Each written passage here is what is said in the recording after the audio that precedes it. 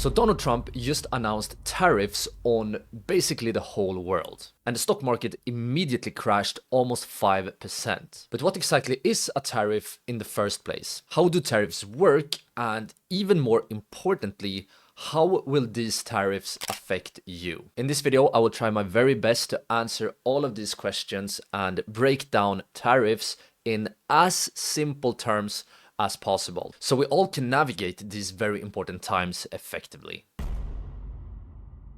But alright, so first things first, what is a tariff? And in very simple terms, a tariff is a tax on imported goods. So if we focus on the US, a tariff is a tax on goods coming into the US. Or in other words, when a product is shipped into a country, a tariff adds a cost at the border. And here, and this is very important, it is the importers that pay the tariff. So if we're talking about the United States, if this is the United States, it's actually the companies inside that are paying this tariff. And this is a common misconception. Some people think that, it's the exporters that pay the tariff. No, it's the companies in the US that will pay. And these costs will actually eventually be passed on to the consumers, like me and you. And yes, even though I live in Sweden, these are policies that affect literally the whole world. So it doesn't matter where you are from, this video is relevant for everyone in the world, basically.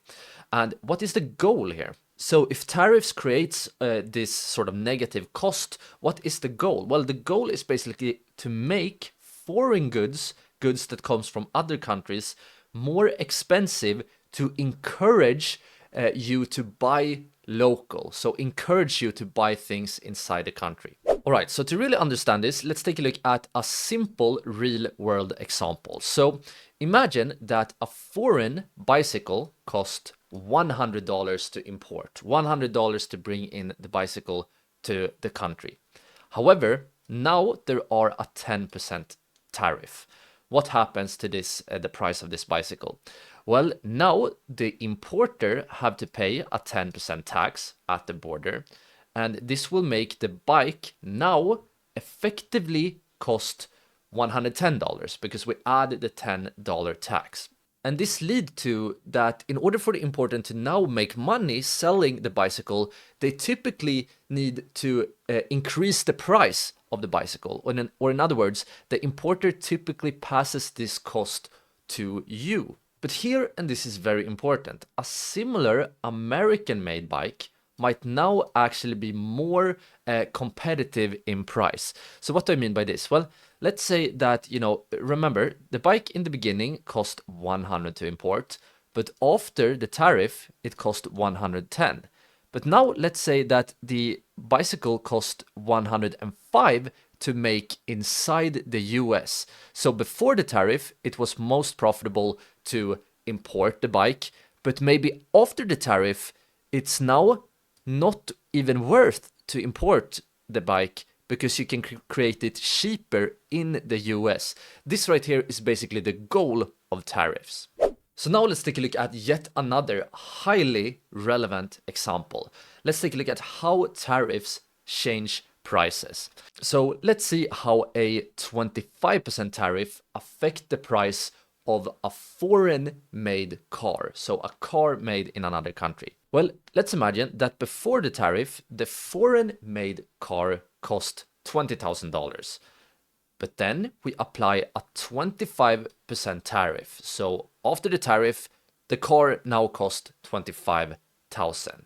But now, and this is very key, now a, let's say, $23,000 American-made car looks more appealing in comparison. So before the tariff, American consumers would buy the car from another country because it was much cheaper. But now, after the tariff, American consumers might actually buy local made cars because the cars from other countries are now more expensive than the local made car. But alright, so now let's switch the attention to something very important. Who actually gets the tariff money? And in very simple terms, it's the government collecting the tariff that gets the money. So in the case of the US, it's the US government that gets the money. It basically becomes government revenue, just like other taxes. And historically, this is not at all true nowadays, but tariffs were actually a major source of government funding before income taxes. But today, the revenue from tariffs are usually just a secondary benefit, while protection of domestic industries is the primary goal. But right, so now let's actually take a look at the potential benefits of tariffs. And even more importantly, later we will also take a look at the potential negative effects of tariffs. But the benefits here includes protecting local industries. These were the examples we talked about earlier in the video, how tariffs can help domestic companies compete against cheaper foreign products. Another potential benefit is to preserve jobs, because tariffs could actually help maintain employment in these protected sectors. Another potential benefit is more self-reliance, so it can help reduce dependency on other nations. Another small benefit, this one is not super big, but it can add up, that is government revenue. And last but not least, people, I think especially Donald Trump, use tariffs as a negotiation tool. So it can lead other countries to, for example, lower their tariffs and so on and so on. So this is what I personally think Trump is trying to do, basically using tariff as, a tool to make other countries basically do what he wants. But now then, and this is very, very important, what are the potential drawbacks of tariffs?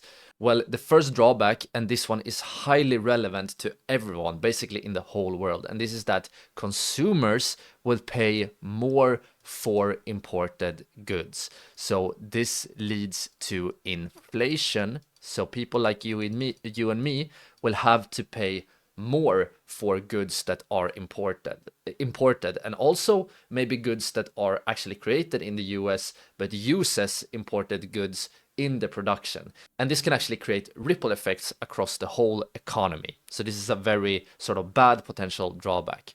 Another drawback is, and this one is also very important, potential retaliation. And we have already seen this. Other countries may impose their own tariffs in response.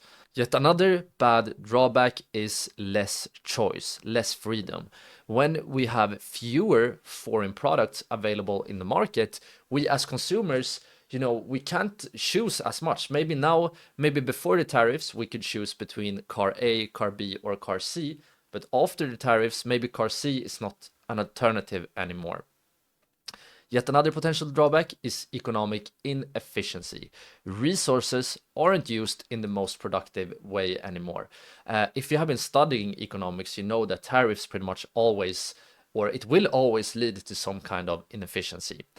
Last but not least, this one builds upon the retaliation here, but that is the trade war risk. Escalating tariffs can harm global economic growth, because maybe country A puts tariff on country B retaliates to country C, which in then retaliates again, and so on and so on. This can create a very bad cycle. But alright guys, so this video is getting pretty long here. I do have a few more things I want to go through, but I think I will wrap this one up for now. If you want to get access to this full presentation and extra material, please don't hesitate to become a channel member and join our YouTube community. You will get access to exclusive content, bonus material, and at the same time you support my work and support the channel. So if you're interested in that, I would love to have you in the community. And now guys, in order to navigate these crazy times, it's important to stay updated and dive deeper into economics. So if you have the time, I highly recommend to check out this playlist right here.